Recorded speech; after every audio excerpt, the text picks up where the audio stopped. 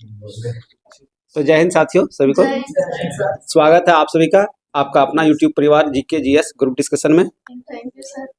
हम लोग का जो है आज लूसेंट सीरीज का 11वां दिन है और आज विश्व हिंदी दिवस के हार्दिक शुभकामनाएं सभी को।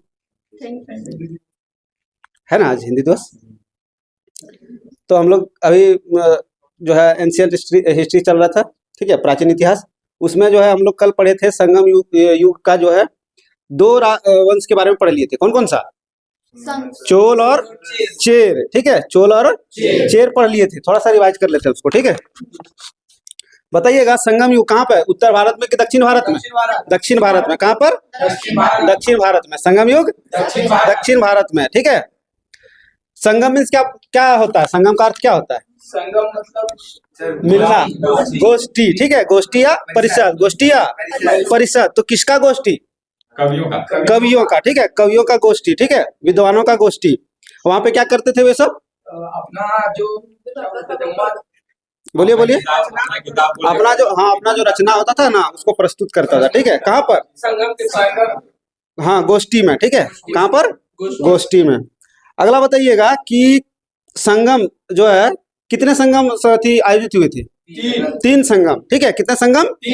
तीन संगम। तो बताना है, कल ये छूट गया था टॉपिक, ठीक है। आप लोग को बताना है कि प्रथम संगम जो है कहाँ पे हुआ था आयोजित? हाँ, पहला जो संगम आयोजित हुआ था कहाँ पर? तो मदुरा में। कहाँ हुआ था? मदुरा में। कौन सा मदुरा? उत्तर मदुरा, ठीक है। दो मदुरा है इसमें। कौन सा? एक उत्तर है, एक दक्षिण है। तो बताना है प्रथम संगम कहाँ हुआ था? उत्तर मदुरा में, ठीक है, उत्तर मदुरा में। वही बताइएगा दूसरा संगम कपाटपुरम। कहाँ हुआ था? कपाटपुरम में। तीसरा संगम मदुरा। तीसरा संगम दक्षिण मदुरा, ठीक है। तीसरा संगम दक्षिण मदुरा। अब बताना है अध्यक्ष, ठीक है। तो प्रथम संगम का अध्यक्ष कौन थे? अगस्त ऋषि, ठीक है। कौन थे? अगस्त ऋषि। प्रथम संगम अगस्त ऋषि। बताना है दूसरा संगम, नहीं, वो भी था अगस्त ऋषि, ठीक है। दूसरा संगम अगस्त ऋषि। वही बताइएगा तीसरा संगम नक्कीरर, ठीक है। क्या नाम था?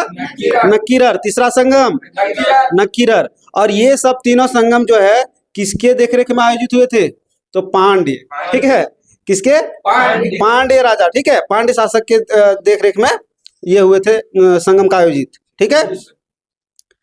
अब बताइएगा शिल्पाधिकारम की रचनाकार। हाँ, इलांगो, ठीक है। कल वाला थोड़ा रिवाइज कर लेते हैं तो सब भूल गए सब। नाम भूल जाते हैं। इलांगो, शिल्पाधिकारम इलांगो। वही बताइएगा मनी मैकले। हाँ, सतनार, ठीक है, मनी मैकले सतनार। वही बताइएगा कुराल। हाँ, तिरुवल्लुवर, कुराल, तिरुवल्लुवर। वही बताइएगा जीवक चिंतामणि। हाँ, देवर। बहुत अच्छा, याद रख गया क्या? तिरुतक देवर। क्या नाम था? तिरुतक देवर।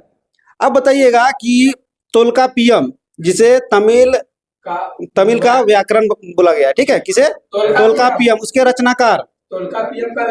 हाँ, तोल्कापियर, ठीक है। हाँ, तोल्कापियम का रचनाकार तोल्कापियर, ठीक है। उसमें म है, उसमें इसमें र है, इतने अंतर है। हो गया ना कंप्लीट? अब बताइएगा कि राम जो है रामायण का तमिल में संस्करण किया गया, ठीक है। उसका क्या नाम है? इरामा अवतार। क्या नाम है? इरामा अवतार। तो बताइएगा इरामा अवतार के लेखक कौन है? हाँ, इरामा अवतार के लेखक कंबन। कौन है? कंबन, ठीक है। इरामा अवतार के लेखक कंबन। हो गया। बताइएगा संगम साहित्य में कितने वंश हुए थे? तीन वंश। कौन कौन? चोल चेर पांड्य। चोल चेर पांड्य। बताइएगा जो केरल प्रांत में था आधुनिक, वो कौन से वंश थे? चेर। केरल में चेर, ठीक है। तो बताइएगा चेर का प्रतीक चिन्ह क्या था? हाँ, धनुष। क्या था? धनुष। वही बताइएगा चोल का प्रतीक चिन्ह बाघ।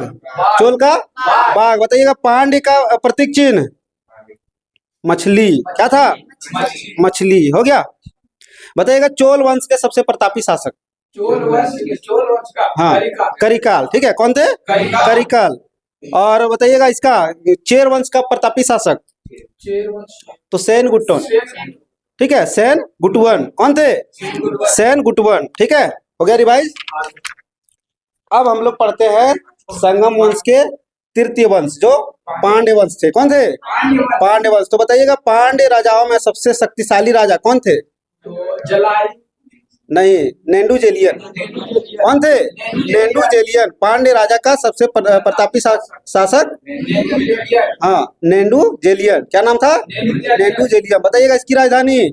इसकी मदुरै मदुरा। कहाँ था? मदुरा। कहाँ था? मदुरा, ठीक है। बताइएगा संगम युग में मंत्रियों को क्या कहा जाता था?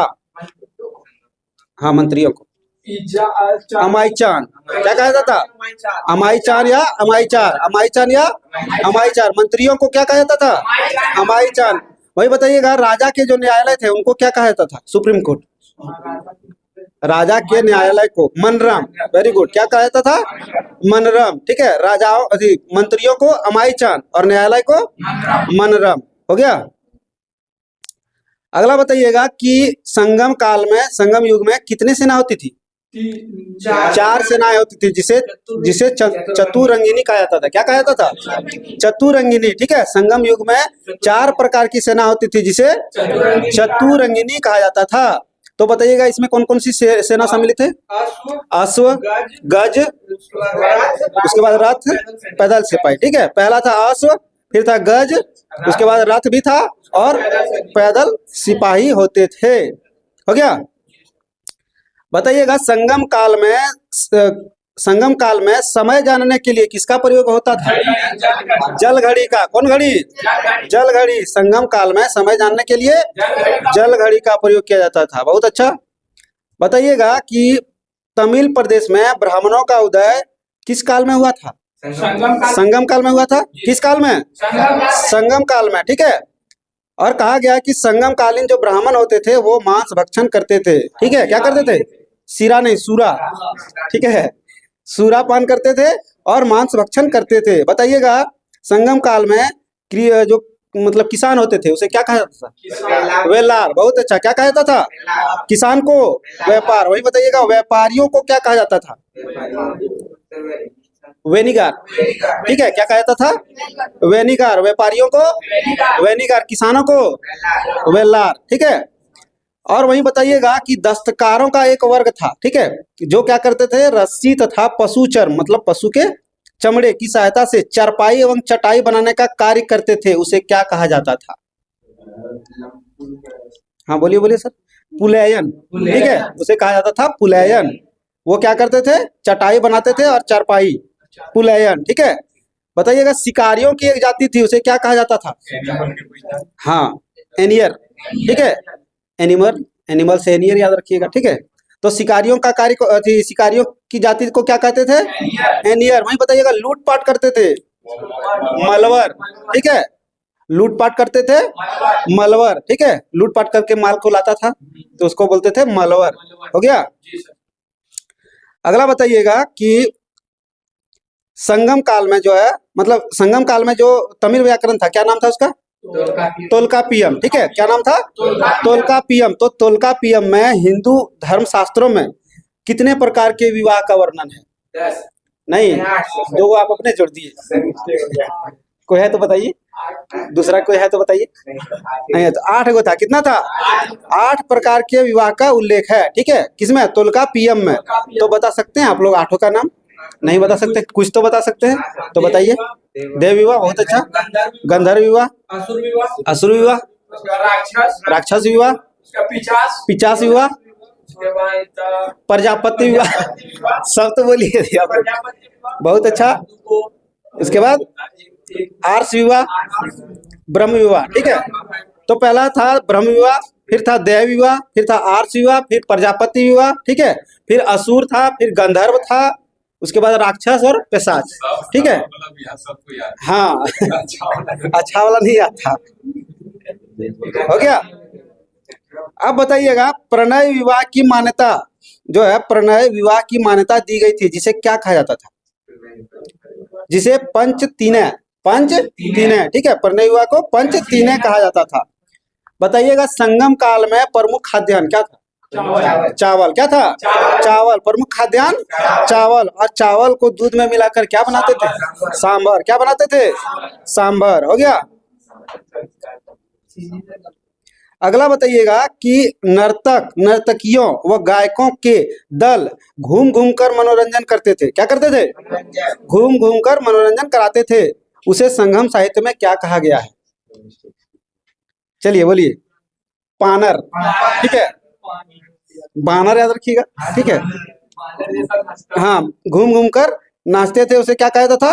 पानर। ठीक है, या फिर वेडलियर, विडेलियर। ठीक है, विडेलियर या पानर। ठीक है, विडेलियर या पानर कहा जाता था। अगला बताइएगा कि संगम काल के शुभ पक्षी कौन होते थे? किसे? कौवा। कौवा को शुभ माना गया था। शुभ पक्षी कौवा। ठीक है, जो क्या करते थे कि अतिथियों के आगमन की सूचना देते थे। अतिथियों के आगमन की सूचना कौन? कौवा। ठीक है, हाँ, हो गया यहाँ तक कंप्लीट। बताइएगा कि किसानों को क्या कहा जाता था? ये तो पूछ लिए, वेलार कहा जाता था। और व्यापारियों को? वेनिला। हाँ, वेनिगर। ठीक है, वेनिगर कहा जाता था।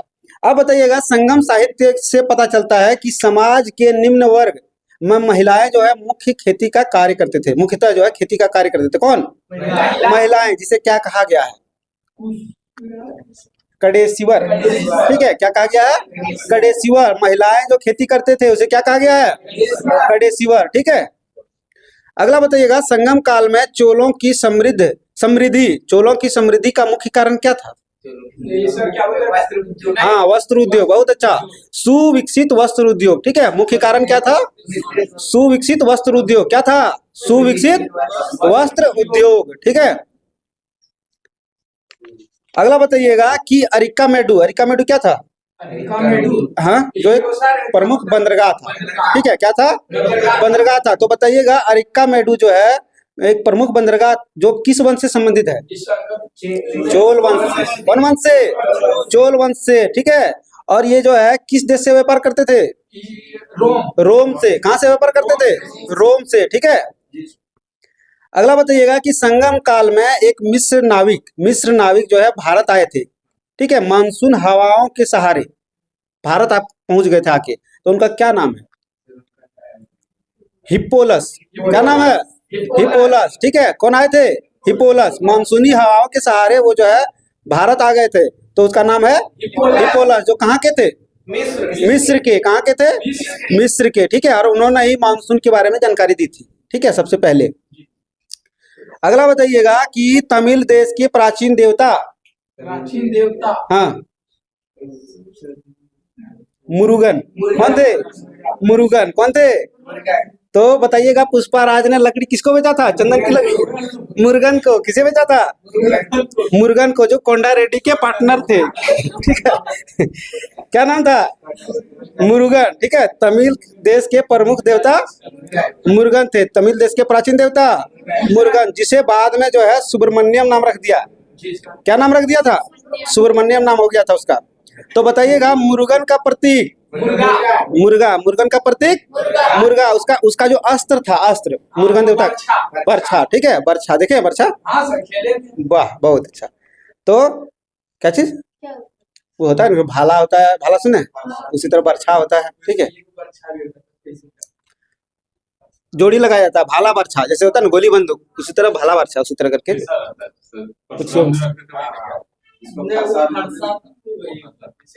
बर्छा होता है। मतलब हालांकि उसको फेंक के ही वार किया जाता है ना। मतलब हम लोग का तो चांद से फेंक के भी वार किया जाता है उससे।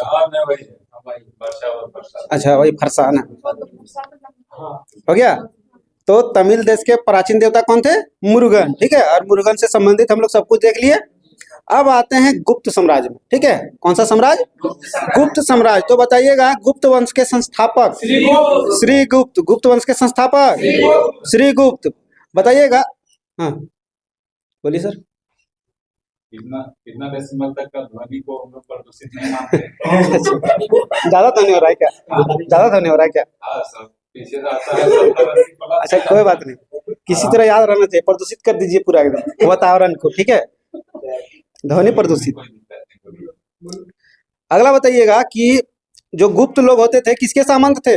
वो सब ये क्या होता है पर इनके साथ कुषाण कुषाणों के, रुक गए, ठीक है। किसके शासक थे? अरे सामंत थे, कुषाणों के सामंत। किसके सामंत? कुषाणों के सामंत थे, ठीक है, जो प्रयागराज के कौशाम्बी में इनका जन्म हुआ था। किनका? श्रीगुप्त का, ठीक है। श्रीगुप्त का जन्म कौशाम्बी में हुआ था, प्रयागराज के कौशाम्बी में हुआ था। बताइएगा श्रीगुप्त का उत्तराधिकारी घटोत्कच किस वंश के थे? वो भी यही गुप्त वंश के ही थे। इसमें हालांकि कुछ लगा नहीं है, ठीक है, सिर्फ लिख दिया है घटोत्कच, ठीक है, इसीलिए बहुत कंफ्यूजन होता है इसमें, तो याद रखना है। कैसे? वंश से थे। हाँ, थक गए, ठीक है। तो श्रीगुप्त के उत्तराधिकारी कौन हुए? घटोत्कच। बताना है घटोत्कच का जो है समयावधि 280 से 320 280 से 320, 280 से 320, ठीक है। बताइएगा गुप्त वंश का प्रथम महान सम्राट चंद्रगुप्त प्रथम कौन थे? चंद्रगुप्त प्रथम। और अगर पूछे वास्तविक संस्थापक गुप्त वंश का तो भी यही है, ठीक है, चंद्रगुप्त प्रथम, ठीक है, हो गया। बताइएगा इनकी पत्नी का नाम? कुमार देवी हाँ, कुमार देवी, ठीक है, लिच्छवी राजकुमारी कुमार देवी, ठीक है, लिच्छवी राजकुमारी कुमार देवी। अगला बताइएगा कि चंद्रगुप्त प्रथम जो है गद्दी पर कब बैठा था? 320 ईस्वी में। कब बैठा था? 320 ईस्वी में। महाराजा धीराज की उपाधि किसे दिया था? चंद्रगुप्त प्रथम। यही क्वेश्चन आया था मेरा टीचर वाला में, ठीक है, और बहुत प्यार से हम गलती कर दिए थे, ठीक है। बहुत महाराजा धीराज की उपाधि किसे दिया गया है? निम्न में से किसे दिया गया है? तो ऑप्शन में था चंद्रगुप्त मौर्य, उसके बाद था चंद्रगुप्त द्वितीय, उसके बाद था चंद्रगुप्त प्रथम, उसके बाद इनमें से एक से अधिक, तो मार दिए हम चंद्रगुप्त द्वितीय, ठीक है, और आंसर था चंद्रगुप्त प्रथम, ठीक है। तो हो गया, तो आप लोग नहीं करें ऐसा गलती मेरे जैसा। अगला बताइएगा कि गुप्त संवत की शुरुआत किसने की थी? चंद्रगुप्त प्रथम ने। और कब की थी? 319 से 20 ईस्वी में। 319 से 20 ईस्वी में गुप्त संवत की शुरुआत किसने की थी? चंद्रगुप्त प्रथम ने। बताइएगा शक संवत की प्रारंभ? हाँ, शक संवत 58। अच्छा, विक्रम संवत, हाँ, विक्रम संवत की थी, तो विक्रम संवत के 58 ईसा पूर्व में, ठीक है। और वहीं पूछे शक संवत 78 ईस्वी में, ठीक है। और अगर गुप्त थी क्या कहते हैं गुप्त संवत की शुरुआत 319 से 20, तो वहीं पूछे अगर हिजरी संवत की शुरुआत 622 में। बहुत अच्छा, हिजरी संवत 622। तो वहीं पूछे एक और कौन संवत है जिसको बोलते हैं इलाही संवत? बताइए। तो इलाही संवत किया था 1583 में, ठीक है, 1583 में अकबर के द्वारा। इलाही संवत अकबर के द्वारा, ठीक है। बताइएगा कि शक संवत में पहला महीना कौन सा होता है? हाँ, नहीं, चैत होता है, ठीक है, पहला चैत होता है। और अंतिम महीना जब चैत होता है तो अंतिम नहीं जानते, फागुन, ठीक है, बहुत अच्छा। चैत वैशाख जेठ आषाढ़ सावन भादव नहीं जानते सब? हाँ, नहीं, इसका पहला महीना होता है शक संवत का ही होता है, ठीक है, चैत। इसका कहने का मतलब जो चेत आता है जनवरी फरवरी में किस महीना में आता है? ये इतना ज्यादा हो गया कंप्लीट यहाँ तक। अगला बताइएगा कि भारत का नेपोलियन किसे कहा गया है? समुद्रगुप्त। भारत का नेपोलियन समुद्रगुप्त को। बताइएगा चंद्रगुप्त प्रथम का उत्तराधिकारी समुद्रगुप्त, ठीक है, जो राजगद्दी पर कब बैठा था? 335 ईस्वी में। कब बैठा था? 335 ईस्वी में। और बताइएगा कि समुद्रगुप्त ने जो है उत्तर में कितने शासकों को हराया था? 9 शासकों को, ठीक है, उत्तर में 9 शासक और दक्षिण में 12 शासकों को पराजित किया था, ठीक है। और इसे क्या कहा गया है? भारत का नेपोलियन, ठीक है, क्योंकि ये कोई भी युद्ध हारे नहीं थे, ठीक है। नेपोलियन, तो नेपोलियन कहाँ के थे? नेपोलियन फ्रांस के। उसने जो है वाटरलू का युद्ध लड़ा था। कब लड़ा था? 1815 में, ठीक है। 1815 में। तो बताइएगा भारत का नागार्जुन, कल पढ़े हम लोग। भारत का नागा ओ भारत का भारत का आइंस्टीन नागार्जुन, ठीक है। मतलब आंसर है पहले, उसके बाद। तो बताइएगा भारत का न्यूटन। न्यूटन हाँ नहीं, नागार्जुन तो भारत का आइंस्टीन है। ब्रह्मगुप्त, ठीक है। भारत का न्यूटन ब्रह्मगुप्त को कहा गया है, ठीक है। अगला बताइएगा अश्मेव यज्ञ कर्ता किसे बोला गया है? अश्मेव कर्ता समुद्रगुप्त को, ठीक है। उसके बाद परम भागवत की उपाधि समुद्रगुप्त को। उसके बाद विक्रमंक की उपाधि समुद्रगुप्त को, ठीक है। इसे कविराज भी कहा गया। क्या कहा गया है? कविराज। अब बताइएगा समुद्रगुप्त जो है किस भगवान के उपासक थे? विष्णु भगवान। किस भगवान के? विष्णु भगवान के, ठीक है। अगला बताइएगा कि प्रयाग प्रशस्ति के लेखक कौन है? हरिसेन। प्रयाग प्रशस्ति हरिसेन। हरिसेन किसके दरबारी कवि थे? समुद्रगुप्त के दरबारी कवि थे, ठीक है। हो गया कंप्लीट। अगला बताइएगा कि एक चीनी यात्री थे जिनका नाम था फाहियान, ठीक है। वो किसके शासनकाल में, किसके शासनकाल में भारत आए थे? तो चंद्रगुप्त द्वितीय के शासनकाल में भारत आए थे, ठीक है। और कब आए थे?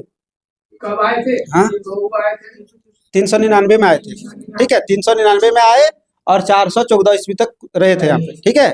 कितने साल हुआ टोटल? 15 साल भारत में रहे थे। बताना है कि उसने एक किताब लिखा था, इनका क्या नाम है? हाँ हो यू सी, ठीक है। हो यू की। अरे वही पूछेगा सी यू के किसने लिखा था? वैन सांग ने लिखा था। वो किसके जो शासनकाल में भारत आए थे? हर्षवर्धन के शासनकाल में, ठीक है। सी यू की किसने लिखा था? हर्षवर्धन ने। वैन सांग ने। इधर से उधर सब होते जा रहा है।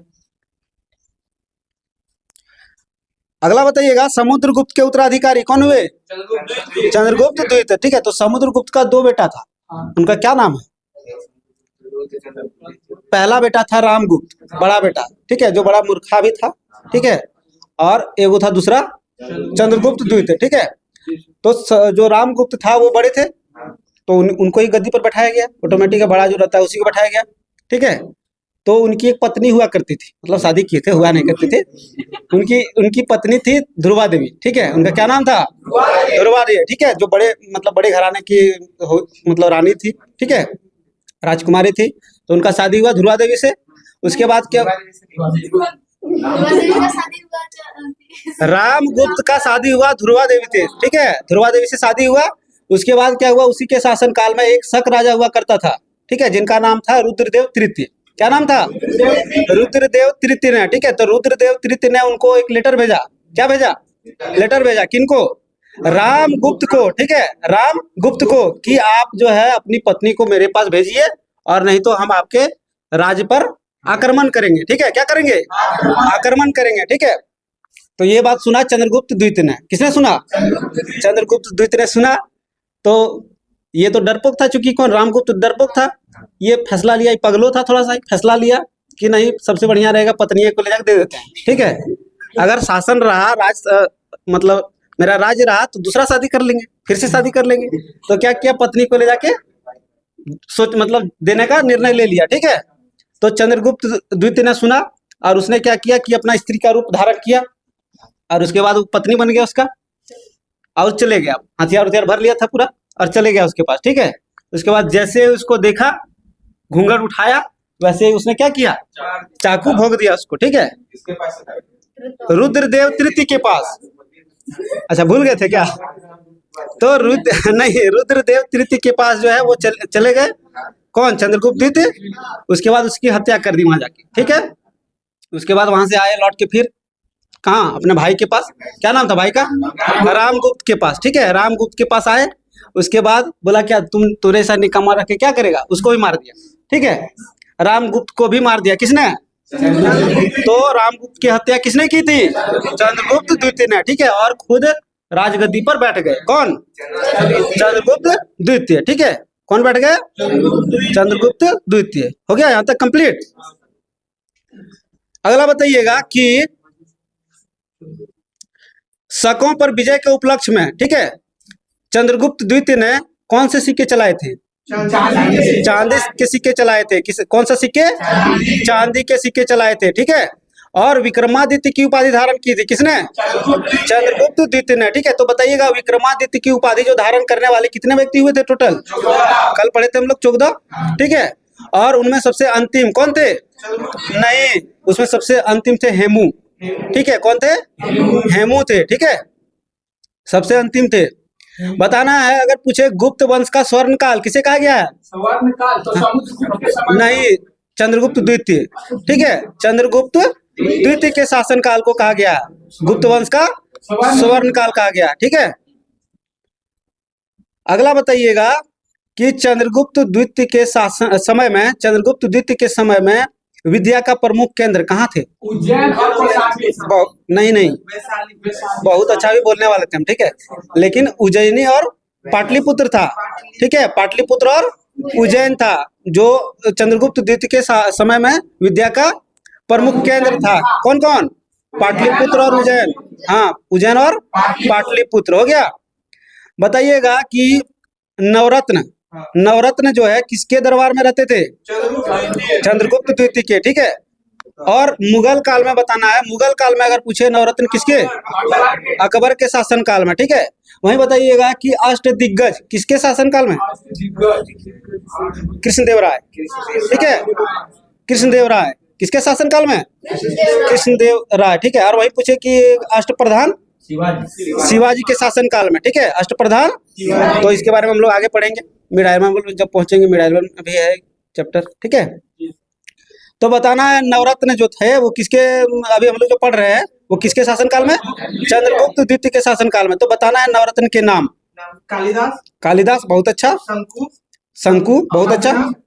छपनक, अमर सिंह, हाँ, घटकर पर, उसके बाद धनवंतरी, बहुत अच्छा। हाँ, वैताल भट्ट, उसके बाद हाँ वरामिहिर, और एक लास्ट का था वर रुचि, ठीक है, वर रुचि। तो नवरत्न बता दिया आप। पहला था कालिदास, दूसरा धनवंतरी, ठीक है, तीसरा छपनक, उसके बाद अमर सिंह, उसके बाद शंकु, ठीक है, उसके बाद वैताल भट्ट, उसके बाद घटकर पर, उसके बाद वरामिहिर, उसके बाद वर रुचि, ठीक है।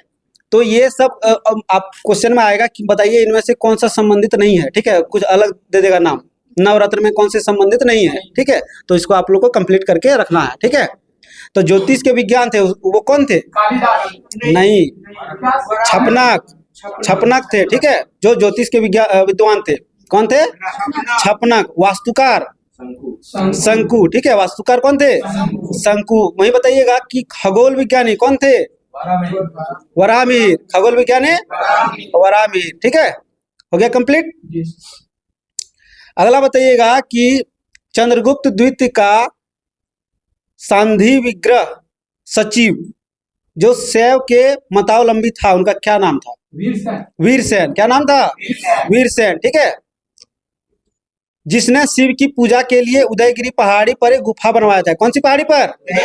उदयगिरी पहाड़ी पर, ठीक है, एक गुफा का निर्माण करवाया था। और बताना है कि व्याकरण और न्याय मीमांसा एवं शब्द का प्रकांड विद्वान तथा एक कवि था, उनका क्या नाम था? नहीं, वही वीरसेन। क्या नाम था? वीरसेन, ठीक है। तो व्याकरण, न्याय मीमांसा और शब्द का प्रकांड विद्वान था कौन? वीरसेन, हो गया। अगला बताना है कि चंद्रगुप्त द्वितीय का उत्तराधिकारी कौन हुए? कुमारगुप्त प्रथम। कौन हुए? कुमारगुप्त प्रथम, या फिर गोविंद गुप्त भी बोल सकते हैं, ठीक है। कुमारगुप्त प्रथम जो किसके उत्तराधिकारी हुए? चंद्रगुप्त द्वितीय के। बताना है कि इसका शासनकाल 415 से 454, ठीक है, ईस्वी 415 से 454 ईस्वी। बताना है कि नालंदा विश्वविद्यालय के स्थापना किसने की थी? कुमारगुप्त ने। चंद्रगुप्त मौर्य, कुमारगुप्त ने किया था, ठीक है। नालंदा विश्वविद्यालय की स्थापना कुमारगुप्त ने किया था। बताइएगा अगला, कुमारगुप्त के जो उत्तराधिकारी हुए कौन हुए? उत्तराधिकारी विष्णुगुप्त, मतलब कौटिल्य। स्कंद गुप्त हुए, ठीक है। कुमार गुप्त के उत्तराधिकारी स्कंद गुप्त, कुमार गुप्त के उत्तराधिकारी स्कंद गुप्त। इसका बताना है समयावधि। 454 तक वो चला था, ठीक है। तो इसका 455 से 467 ईस्वी, ठीक है। 467 ईस्वी। बताना है कि गिरनार पर्वत पर स्थित एक झील है जिसका क्या नाम है? सुदर्शन झील। तो गिरनार पर्वत पर स्थित सुदर्शन झील का पुनरुद्धार किसने किया था? स्कंद गुप्त ने। किसने किया था? स्कंद गुप्त ने। हो गया। अगला बताना है, स्कंद गुप्त ने सौराष्ट्र का गवर्नर नियुक्त किया था। किसे? नहीं, मौ से नहीं, पौ से। पर्णदत्त। क्या नाम है? पर्णदत्त, ठीक है। स्कंद गुप्त ने सौराष्ट्र का गवर्नर नियुक्त किया था पर्णदत्त को। किसे किया था? पर्णदत्त को, ठीक है। अगला बताना है कि स्कंद गुप्त के शासन काल में जो है किसका आक्रमण होना शुरू हो गया था? हुनों का आक्रमण, ठीक है। किसका आक्रमण? हुनों का आक्रमण शुरू हो गया था, ठीक है। बताना है कि गुप्त वंश के अंतिम शासक विष्णुगुप्त, ठीक है। गुप्त वंश के अंतिम शासक विष्णुगुप्त। अगला बताना है कि गुप्त साम्राज्य के सबसे बड़ी प्रादेशिक इकाई कौन थी? नहीं, देश, ठीक है। सबसे बड़ी प्रादेशिक इकाई देश। और इसके शासक को क्या कहा जाता था? इसके शासक को, देश के शासक को गोपना, ठीक है। क्या कहा जाता था? गोपना। देश के शासक को गोपना। और एक दूसरी प्रादेशिक इकाई थी जिसे क्या कहा जाता था? प्रांत, ठीक है। प्रांत। और इसके शासक को क्या कहते थे? ऊपरी, ठीक है। प्रांत के शासक को ऊपरी। हो गया कंप्लीट। बताना है कि विषय के प्रमुख को क्या कहा जाता था? हाँ, प्रांत के सबसे नीचे होता था विषय, ठीक है। प्रांत के नीचे विषय।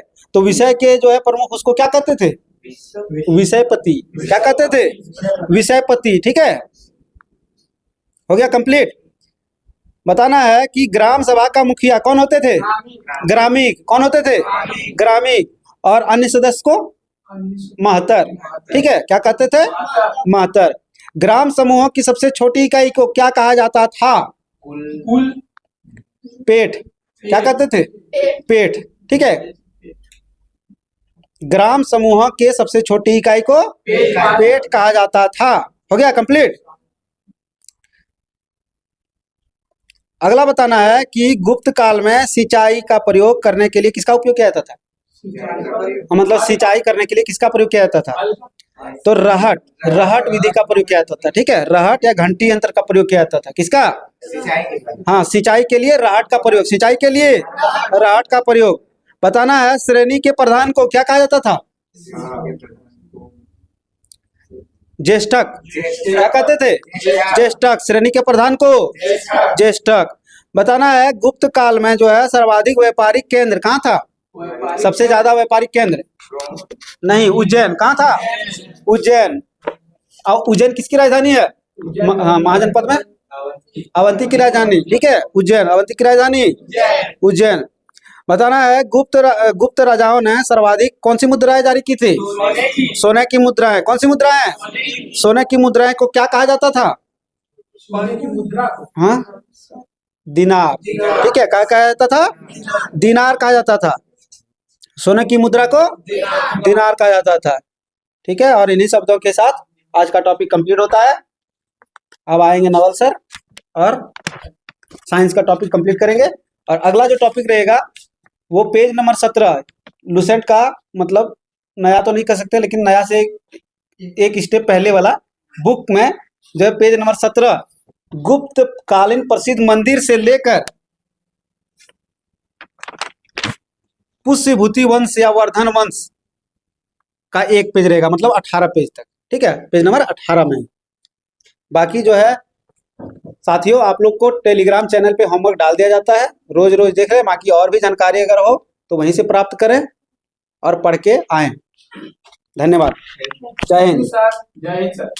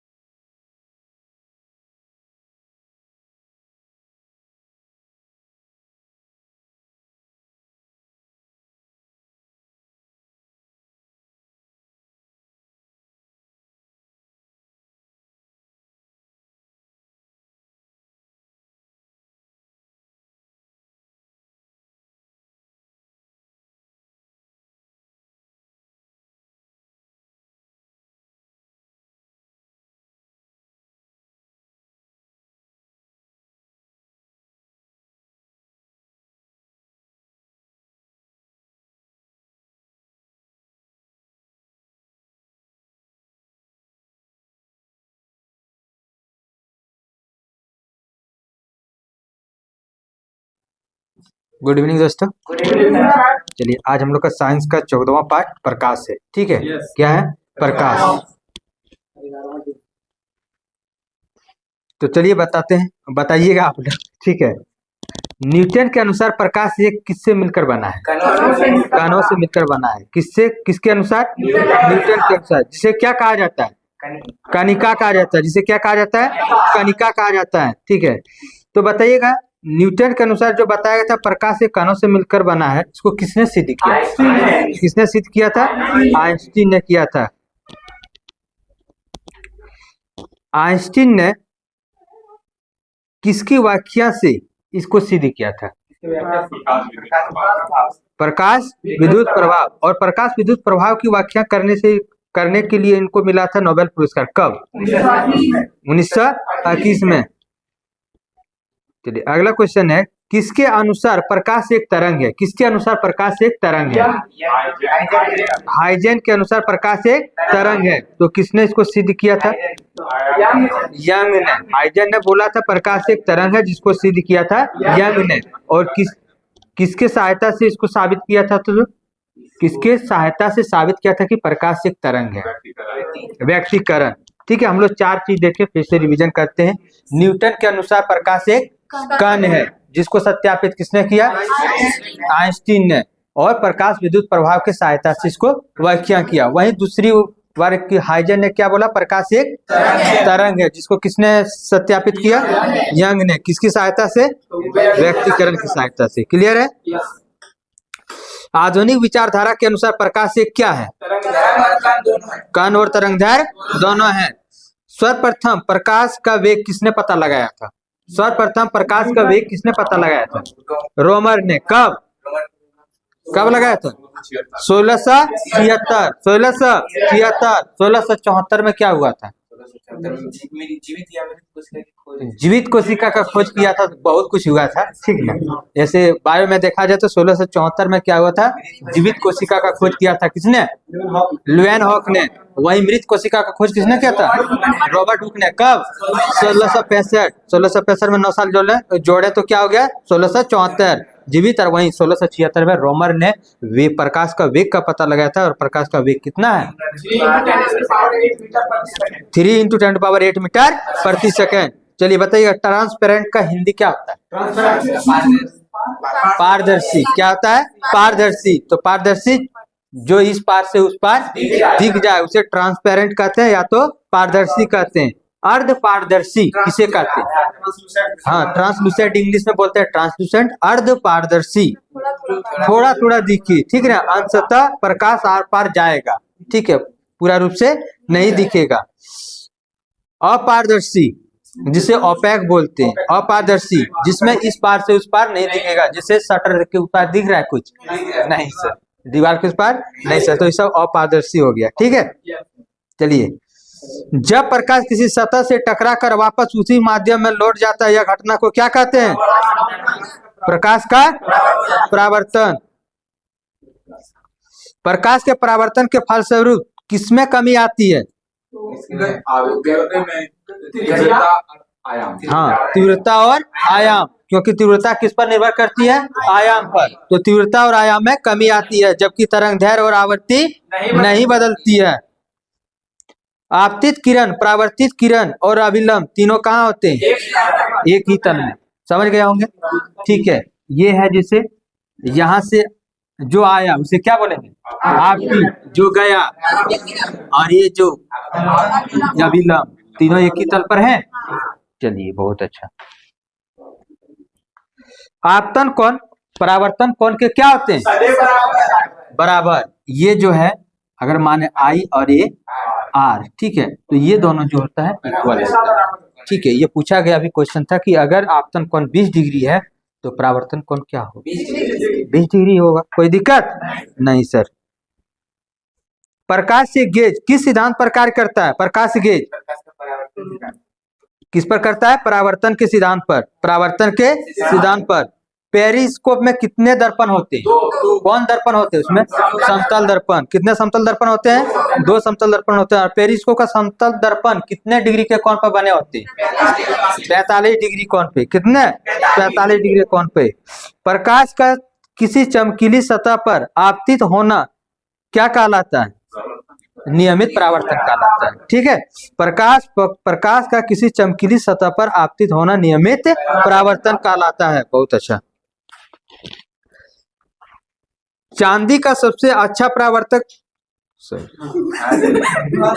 क्वेश्चन है आंसर दे दिया ना। प्रकाश का सबसे अच्छा परावर्तक क्या है? तो चांदी है। इसलिए दर्पणों में किसका प्रयोग किया जाता है? चांदी का कलाई करने में। ठीक है, तो बताइएगा। हाँ बोलिए। Silver nitrate. सिल्वर नाइट्रेट का कलाई की जाती है। सिल्वर नाइट्रेट, जिसका सूत्र क्या होता है?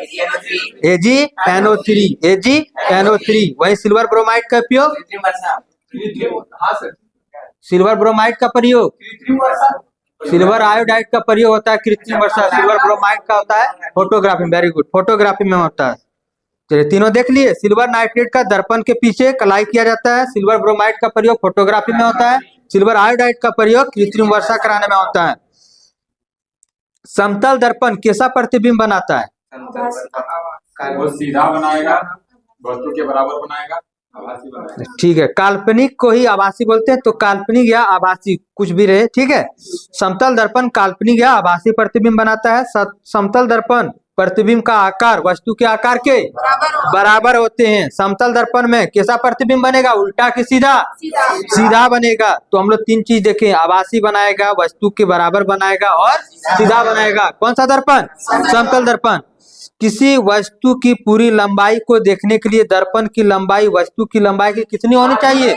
आधी होनी चाहिए। कितनी होनी चाहिए? आधी। अगर कोई व्यक्ति भी मीटर प्रति सेकंड के वेग से दर्पण की ओर दौड़ता हुआ आ रहा, तो अपना प्रतिबिंब किस वेग से दौड़ता हुआ प्रतीत पाएगा? 2v मीटर प्रति सेकंड। सेम वही कंडीशन, अगर समतल दर्पण को थीटा कोण से घुमाया जाता तो परावर्तित किरण कितना कौन से घूम जाएगा? 2 थीटा। चलिए, अगर कोई समतल दर्पण एक दूसरे से थीटा कोण पर हो तो उनके बीच प्रतिबिंबों की संख्या क्या होती है? 360। अगर कोई 2 समतल दर्पण एक दूसरे से थीटा कोण पर है, उनके बीच बने प्रतिबिंबों की संख्या क्या होगी? 360। ठीक है सर, 360 बाय थीटा। अगर सम आए तो 1 घटा देंगे, विषम आए तो वही रहने देंगे। कहने का समझ गए? 360 बटे 90 ले लें थीटा का मान, तो कट के कितना आएगा? 4 आएगा। 9 चौक 36, 4। तो सम आया कि विषम? सम आया, तो ये घटा दीजिए, कितना आ जाएगा? अगर किसी का 3 है, जैसे हम मान लें 120, कितना? 120। तो 120 को कटाएंगे 360 को कितना बार में? भारतीय 36, 3 बार में, तो 3 विषम है, तो 3 रह जाएगा। अब चौथा बार चल रहा है, इतना बेसिक तो थोड़ा बताएंगे हर बार। चलिए, अगला बताइएगा। 2 समतल दर्पण को समांतर रखने पर तो कितना प्रतिबिंब निर्माण होगा? कितना होगा? अनंत प्रतिबिंब निर्माण होगा, जिसमें सबसे अच्छा अधिक स्पष्ट किसमें दिखेगा? दूसरा प्रतिबिंब में। बहुत अच्छा। पेरिस्कोप का उपयोग कहाँ किया जाता है? बंकर के अंदर छुपकर या समुद्र के अंदर छुपकर किसी चीज को देखने में या युद्ध करने में। ठीक है, समुद्र नीला दिखाई देता है, क्यों? क्योंकि जब सूर्य का सफेद प्रकाश पानी के अणुओं पर गिरता है तो केवल नीली रोशनी ही परावर्तित होकर बिखरती है। इसी कारण समुद्र के साथ और हमारी आंखों तक पहुंचती है। इसी कारण समुद्र का पानी नीला दिखाई देता है। एक अणु तरंगदैर्घ्य के प्रकाश को या तो वस्तु के आकार के क्रम के बराबर या तो उससे अधिक अवशोषित करती है। यहाँ से क्वेश्चन नहीं था कुछ। लाल, नारंगी और पीले रंग की तरंगदैर्घ्य क्या होती है? वे पानी के अणुओं द्वारा अवशोषित हो जाती है, जबकि नीले रंग की छोटी तरंगदैर्घ्य बिखर जाती है। क्या होती है? बिखर जाती है। चलिए, क्वेश्चन अगला। गोलीय दर्पण। गोलीय दर्पण कितने प्रकार के? कौन कौन? अवतल और उत्तल। अवतल और उत्तल सारा सवाल बनाना होगा। चलिए देख लेते हैं एक बार, ठीक है। यहीं से क्वेश्चन करेंगे, आप लोग बताइएगा।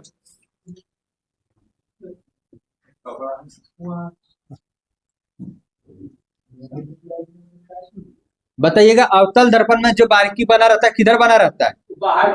बाहर की ओर, ठीक है।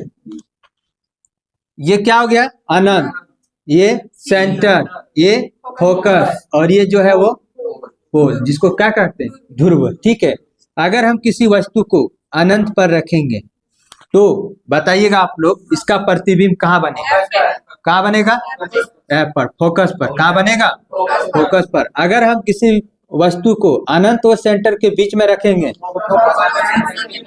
फोकस और सेंटर के बीच में, अगर हम किसी वस्तु को सेंटर पर रखेंगे, सेंटर पर ही बनेगा। अगर हम सेंटर और फोकस के बीच में रखेंगे, अनंत और सेंटर के बीच बनेगा। अगर हम किसी वस्तु को फोकस पर रखेंगे, अनंत पर बनेगा। कहाँ बनेगा? अनंत पर बनेगा, ठीक है। अगर हम पोल और फोकस के बीच में रखेंगे, दर्पण के पीछे, दर्पन के पीछे बनेगा, ठीक है। अब यहाँ देखेंगे, जब फोकस पर बना तो कैसा बनेगा? छोटा। कहाँ पर बराबर बनेगा? सेंटर पर, वस्तु से।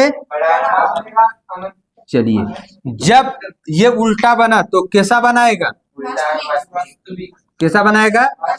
और उल्टा। कैसा बनाएगा? वास्तविक और उल्टा।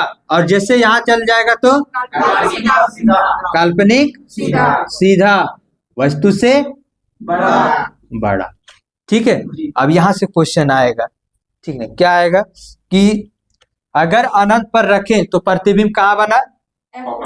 फोकस पर। तो वहां फोकस ने पूछा, बोलेगा कैसा प्रतिबिंब बनेगा? छोटा बन सकता है, वास्तविक बन सकता है, उल्टा बन सकता है। क्वेश्चन आया है, और लाइट से टेक्नीशियन में 2 या 3 क्वेश्चन ये आया था, तो मारे थे ना सही। चलिए, यहाँ से कोई दिक्कत किसी को? सारा समझ में आ गया ना? अभी यही सब दिया हुआ। अब हम आपसे पूछेंगे क्या? फिर से पूछ लें। चलिए पूछते हैं, अनंत पर अगर किसी वस्तु को रखा जाए तो उसका फोकस दूरी, उसका प्रतिबिंब कहाँ बनेगा? फोकस पे। कैसा बनेगा? वास्तविक, उल्टा और छोटा। अगर सेंटर पर रखा जाए किसी वस्तु को तो कहाँ बनेगा? कैसा बनेगा? वास्तविक, उल्टा और बराबर, वस्तु के बराबर। अगर सेंटर और फोकस के बीच रखेंगे तो अच्छा, कहीं कहीं आवर्धित दे देता है, हाँ, ठीक है। आवर्धित का मतलब उल्टा होगा, नहीं बड़ा होगा सर। आवर्धित का मतलब बड़ा होता है ना, आवर्धित का मतलब तो बड़े होगा, ठीक है।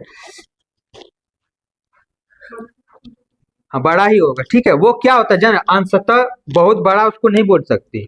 जैसे यहाँ आएगा, ये तो बड़ा में रहेगा ना, और यहाँ देखिए इससे भी बड़ा जाएगा।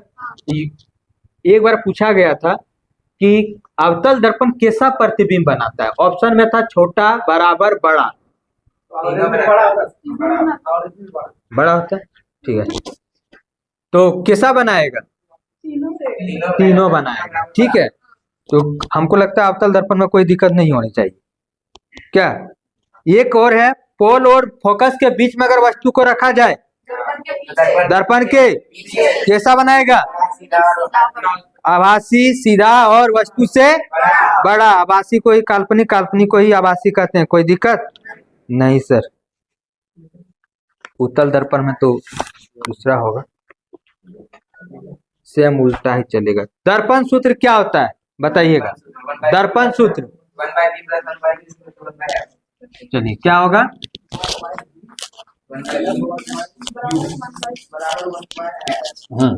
बहुत अच्छा। 1/v प्लस 1/u बराबर 1/, कौन सा सूत्र? दर्पण। लेंस सूत्र रहेगा तो माइनस लग जाएगा। कोई दिक्कत नहीं सर। एक होता है आवर्धन। क्या होता है? भर भर के क्वेश्चन आया है यहाँ से। आवर्धन क्या हो जाता है?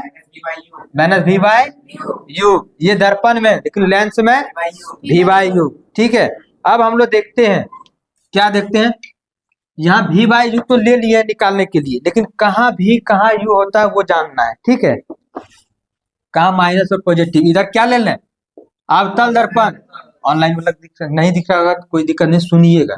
ठीक है, और इधर उत्तल, क्या हो जाएगा, उत्तल, सब दर्पण है। ठीक है, हम लोग देखते हैं किसका, पहले देखेंगे भी, फिर यू। चलिए यू से स्टार्ट करते हैं, यू, भी, एफ, आर। यू क्या हो गया सर, यू क्या है, वस्तु की दूरी, भी क्या है, प्रतिबिंब, क्या है, एफ क्या है, फोकस, आर क्या है, वक्रता त्रिज्या। कोई दिक्कत, चलिए, जो वस्तु का जो प्रतिबिंब दूरी होगा वो दोनों में माइनस होगा।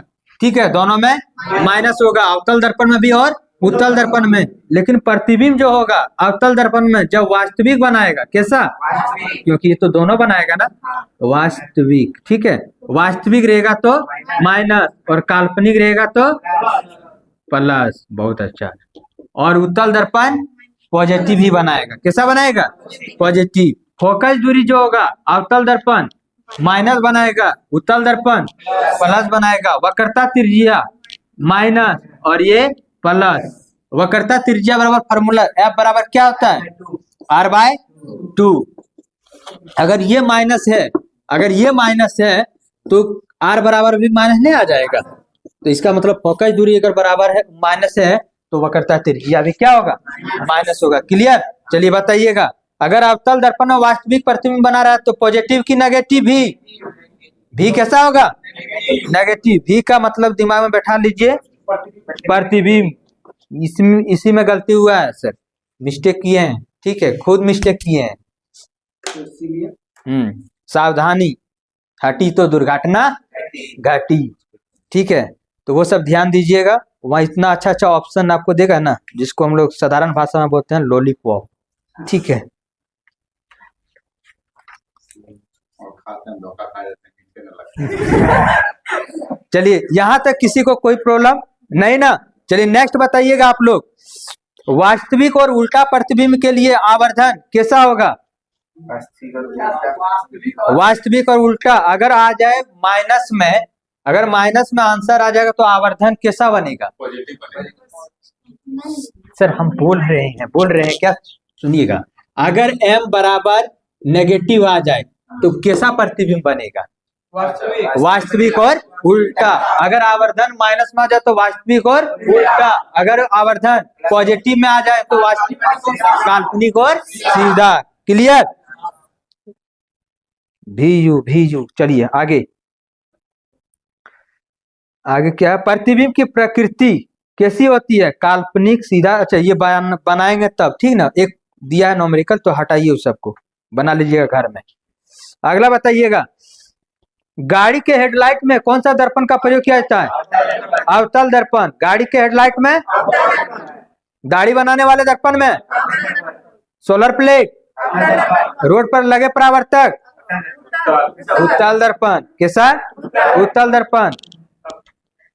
एक बहुत बड़ा मिस्टेक किया हम लोग और वो भूल गए थे। अवतल दर्पण को ही अभिसारी दर्पण कहते हैं, अवतल दर्पण को अभिसारी दर्पण कहते हैं, वहीं उत्तल दर्पण को अवसारी दर्पण कहते हैं। कैसा, क्या कहते हैं, अवसारी दर्पण। आंख और डॉक्टर, आंख का डॉक्टर और दांत का डॉक्टर कौन सा दर्पण का उपयोग करेंगे, ईएनटी, परावर्तक दूरबीन। गाड़ी के, अवतल दर्पण सही है, अवतल दर्पण। गाड़ी के पश्च दृश्य दर्पण में, उत्तल दर्पण। क्या हो जाएगा, उत्तल दर्पण। उत्तल दर्पण का आवर्धन कितना होता है, 1 से कम होता है। उत्तल दर्पण का आवर्धन 1 से कम होता है। टॉर्च, सर्च लाइट, वाहनों के हेडलाइट में कौन सा दर्पण का उपयोग किया जाता है, अवतल दर्पण। परावर्तक फोकस के अत्यधिक निकट लगे होते हैं। ठीक है, बल्ब जो लगे होते हैं वो परावर्तक फोकस के अत्यधिक निकट लगे होते हैं। चलिए अब ये दर्पण समाप्त हो गया। आगे गोलीय लेंस। गोलीय लेंस मुख्यतः कितने प्रकार की? 4 प्रकार। 4 प्रकार के कौन कौन हो जाएगा? अवतल लेंस, समतल अवतल, समोत्तल और उत्तल लेंस। इसमें मेनली हम लोग जानेंगे अवतल लेंस और उत्तल लेंस। अवतल लेंस और उत्तल लेंस इसका भी बना लें क्या, या ऐसे बताइएगा आप लोग? अच्छा चलिए बताइए। अगर उत्तल लेंस में किसी वस्तु को अनंत पर रखा जाए तो उसका प्रतिबिंब कहाँ बनेगा? कहाँ बनेगा? F2 पर। चुप हो गया, देखें कितना अच्छा अवतल दर्पण में आवाज आ रहा था, क्या कि लिखा हुआ था।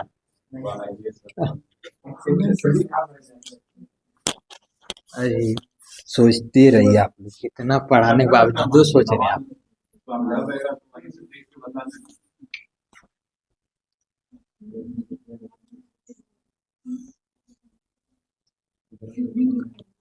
ये क्या हो गया सर, बताइएगा ये क्या हो गया?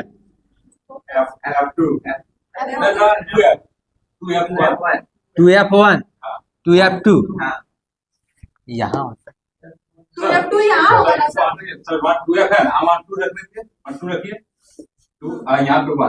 यहाँ 1 नहीं F2 इसको 1 कीजिए सर, 2 क्यों नहीं? F2 को 1 हाँ वहाँ अच्छा अब इधर F2 खाली F2 F2 हाँ 2F2 टू F2 आनंद ये होगा। वहाँ पे आनंद पे ले लीजिए। ये सही है। चलिए यहाँ ले लें, हाँ बस F2 पे ले लीजिए इधर F2 पर बनेगा। बस। चलिए बताइएगा। पहला अगर अनंत पर रखा जाए F2 पर बनेगा, कैसा बनेगा? बीच में सब दे दीजिए, एक एक करके बीच में भर। हाँ, बस। और पहले भर दें। हाँ, हाँ हम सोचे बनाने का तरीका सीख जाएगा। हाँ, चेक कीजिए, एक चेक बीच में भरिए, चेक हो गया। अभी तक लीजिए सबका एक। मान 2 क्यों दिया सर? वो एक होगा ना इधर वाला। पहले वाला बोलना चाहिए ना, आप लोग देख ले रहे हैं।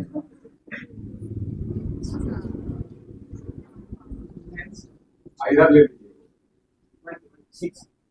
अरे यहाँ सर लेफ्ट इधर आए ये इधर उल्टा बन जाएगा। सीधा बनेगा बस उसको चक्का बस नहीं हुआ। नहीं होगा, क्या बात करते हैं? चलिए आगे बढ़े, आगे बढ़े। पूछेंगे आप सवाल, बताइएगा। सारा बन गया ना? सेम कंडीशन आ गया। कुछ दिख रहा है? क्या दिख रहा है? इधर सीधा दिख रहा है। हाँ यहाँ सीधा है, यहाँ उल्टा है, यहाँ छोटा है, यहाँ बराबर है। पैसेंस रखिएगा ऑनलाइन वाले, स्किप कर लीजिएगा जहाँ जहाँ मतलब लग रहा कि नहीं यहाँ स्लो है तो स्किप करके आगे बढ़ जाइएगा। यहाँ छोटा है, कैसा है? यहाँ बरोबर बरोबर, ठीक है, बराबर, ठीक है। और यहाँ बड़ो, ठीक है। चलिए नहीं सर क्या हुआ तो बताइए, जब यहाँ छोटा बराबर बड़ा बन रहा तो कैसा प्रतिबिंब बनता होगा? उल्टा सर वास्तविक नहीं सर, वो वास्तविक। हाँ सर वास्तविक वास्तविक बनेगा। कैसा बनेगा? वास्तविक वास्तविक, उल्टा वास्तविक और उल्टा लिखने क्या जरूरत? उल्टा तो है ये। उल्टा, ठीक है। चलिए अगला। और ये जब इधर आ गया तो ये कैसा बना होगा? काल्पनिक और सीधा। आप लोग तेज हो गए हैं। चलिए आप क्वेश्चन पूछे, देखिए क्वेश्चन यहाँ से पूछते हैं। बताइएगा, अनंत पर रहे कोई वस्तु F2 पर बनेगा। F2 पर बनेगा, कैसा बनेगा? वहां ध्यान दीजिएगा, ठीक है। हाँ दूसरा, अगर टू F1 पर 2F1 कहीं दिख रहा है? 2F1 और अनंत के बीच में रहे, बराबर कहाँ बनेगा? वो F2 वाले के बीच में बनेगा। क्लियर है चंदन जी? क्लियर है, ठीक है। अगर 2F1 पर है तो कहाँ बनेगा? 2F2 पर, ठीक है, 2F2 पर। और कैसा बनेगा? बराबर बनेगा, वास्तविक बनेगा और उल्टा बनेगा। कहीं दिक्कत है क्या? घर में जाके बनाइएगा दोनों, ठीक है। अगला एक हम लोग सिर्फ ज्यादा इंपॉर्टेंट रहता है ये, ठीक है। अच्छा, ये लाइन जो खींचते हैं इसको क्या बोलते हैं, क्या कहते हैं? मुख्य अक्ष। वेरी गुड, मुख्य अक्ष, ठीक है। क्या बोलते हैं? मुख्य अक्ष। जब हम लोग दर्पण बना रहे थे तो इसमें एक क्वेश्चन है कि मुख्य अक्ष की जब परावर्तित करता है तो वो किस ओर परावर्तित होता है, ठीक है, ऐसे आता है ना। तो ये लाइन जो गया हुआ है दर्पण के सामने, वो कैसा, मुख्य अक्ष से कैसा गया है? समांतर। कैसा गया है? कैसा गया है? समानांतर। और आंसर में टिक क्या लगाए थे पता है? जब हम दे रहे थे एग्जाम कि मुख्य अक्ष के किनारे, एक है ना किनारे, क्या है? मुख्य अक्ष के किनारे गुजरता है, ठीक है। तो किनारे गुजरता है वो आंसर नहीं माना, समानांतर जो गुजरती है वो माना, ठीक है ना। किनारे भी है और समानांतर भी है, तो समानांतर ही आंसर देना है, ठीक है। आगे देखते हैं, प्रीवियस में देखिएगा ग्रुप डी का होगा, और 2024 में देखिएगा, टेक्नीशियन में भी दिया हुआ है, 2025 में 24 में सर। चलिए अगला, अब यहाँ तक कहाँ तक दिए थे टॉपिक? लेंस की क्षमता तक दिए। चलिए अगला बताइएगा, लेंस का सूत्र। लेंस का सूत्र 1/v माइनस 1/u बराबर 1/f। लेंस की आवर्धन क्षमता क्या होगा? v/u, इसमें प्लस होगा ना। चलिए अगला क्वेश्चन है, वह शीशा जो बड़ा प्रतिबिंब बनाए उसे क्या कहते हैं? बड़ा का दूसरा नाम अभी क्या बताएं? आवर्धिक बोले ना, तो उसे आवर्धिक शीशा कहेंगे। वह शीशा जो बड़ा प्रतिबिंब बनाए उसे कौन सा शीशा बोलेंगे? आवर्धिक शीशा बोलेंगे। प्रकाश के केंद्र से निकलने वाली किरण किसी भी लेंस से क्या होती है? मूर्ति नहीं है, मूर्ति नहीं है। अब इसमें बता सकते हैं कि u क्या होगा? लेंस में u का मान क्या होगा? दर्पण पूछे या लेंस पूछे, दोनों में u का मान क्या होगा? माइनस होगा। क्या होगा? माइनस होगा। क्या होगा? माइनस। वहीं भी जिसमें पॉजिटिव आता था उसमें नेगेटिव आएगा, जिसमें नेगेटिव आता था पॉजिटिव आएगा। कोई दिक्कत नहीं। हाँ सर, 6 का क्या होगा? नेगेटिव या पॉजिटिव? 6 का क्या होगा? इसका हो जाएगा सर नेगेटिव। नेगेटिव नेगेटिव हो जाएगा और ये पॉजिटिव हो जाएगा। तो बायां वाला नेगेटिव, जो भी बायां आएगा वो नेगेटिव, और जो भी दायां आएगा पॉजिटिव। इसका लिखिए या उसका? चलिए याद रखने का सर बताए ट्रिक क्या, कि जो बायां में आएगा वो क्या होगा? नेगेटिव, ठीक है। और जो बायां में आएगा वो पॉजिटिव, ठीक है। दायां में जो आएगा वो पॉजिटिव। और ये रूल दोनों में फॉलो करेगा, ठीक है। या फिर दर्पण रे, तो उत्तल लेंस कैसा प्रतिबिंब बनाएगा? बड़ा बनाएगा, छोटा बनाएगा, बराबर बनाएगा, वास्तविक बनाएगा, काल्पनिक बनाएगा, ठीक है। अवतल लेंस कैसा बनाएगा? तो छोटा बनाएगा और काल्पनिक बनाएगा। समतल दर्पण कैसा बनाता है? वस्तु के बराबर, ठीक है, वस्तु के बराबर। अवतल लेंस उत्तल दर्पण छोटा बनाता है। अवतल लेंस और उत्तल दर्पण छोटा बनाता है। अब उत्तल लेंस बड़ा छोटा बराबर, अवतल दर्पण भी बड़ा छोटा बराबर। कोई दिक्कत? लेंस की क्षमता को किसमें मापते हैं? डायोप्टर में। डायोप्टर में फोकस के दूरी के व्युत्क्रम को लेंस की क्या कहते हैं? एकदम क्वेश्चन मेरे टेक्नीशियन में दिया हुआ था, ठीक है। क्या था? फोकस के दूरी के व्युत्क्रम को लेंस की क्षमता कहते हैं। जहां हो जाएगा P बराबर क्या? 1/f। P बराबर 1/f। अगर सेंटीमीटर में रहे तब सेंटीमीटर में 100/f। Very good, 100/f। और डायोप्टर का संकेत क्या होता है? D। क्या होता है? D। अवतल लेंस की फोकस दूरी ऋणात्मक होती है, इसीलिए इसका क्षमता भी क्या होगा? ऋणात्मक। और उत्तल लेंस की फोकस दूरी क्या होता है? धनात्मक, इसलिए क्षमता भी इसका धनात्मक। हाँ, तो यहाँ हम लोग देख लिए क्या कि उत्तल लेंस का जो फोकस दूरी होगा क्या होगा? पॉजिटिव। क्या होगा? पॉजिटिव। क्या होगा? पॉजिटिव। और अवतल लेंस का फोकस दूरी क्या होगा? नेगेटिव। क्या होगा? नेगेटिव। सारा क्लियर हो गया?